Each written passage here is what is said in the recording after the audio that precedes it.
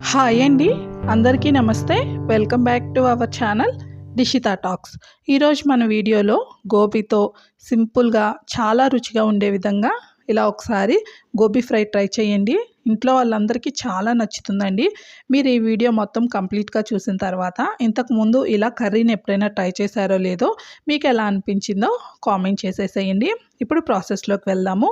ముందుగా stove on చేసి ప్యాన్లో ఒక 2 గరిటెల వరకు ఆయిల్ వేసుకున్నాను. ఆయిల్ హీట్ అయిన తర్వాత ఒక 1/2 టేబుల్ స్పూన్ వరకు ఆవాలు, ఒక 1/2 టేబుల్ స్పూన్ వరకు పచ్చెనగపప్పు వేసాను అండి. దీంట్లో కాస్త ఇంగువ వేస్తున్నాను ఫ్లేవర్ కోసం. నచ్చని వాళ్ళు స్కిప్ చేసేసుకోండి.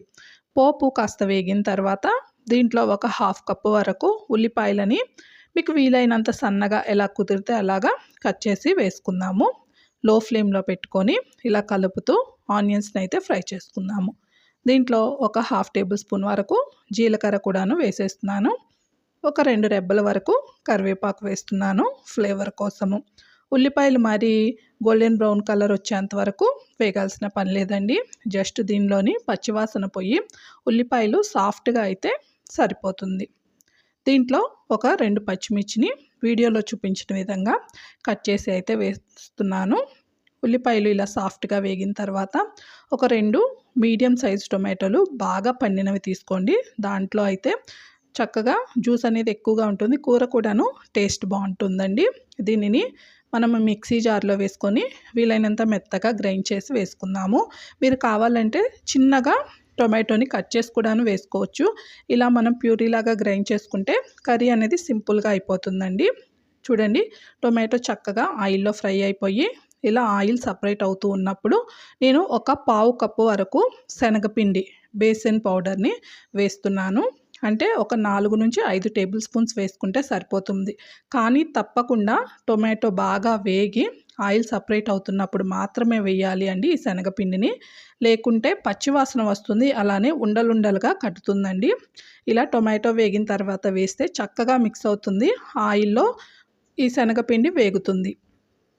ఇప్పుడు నేను గోబీని ఆల్రెడీ నీటిలో కొంచెం ఉప్పు పసుపు వేసుకొని జస్ట్ 1 నుంచి 2 నిమిషాలు మాత్రమే ఉడికించుకొని తీసేసానండి. అంతకన్నా ఎక్కువ ఇది బాయిల్ అయిందంటే మనం కూరలో వెయ్యగానే ఇలా ముద్దలాగా అయిపోతుంది, ఇలా గోబీలాగా మనకి ఉండదండి.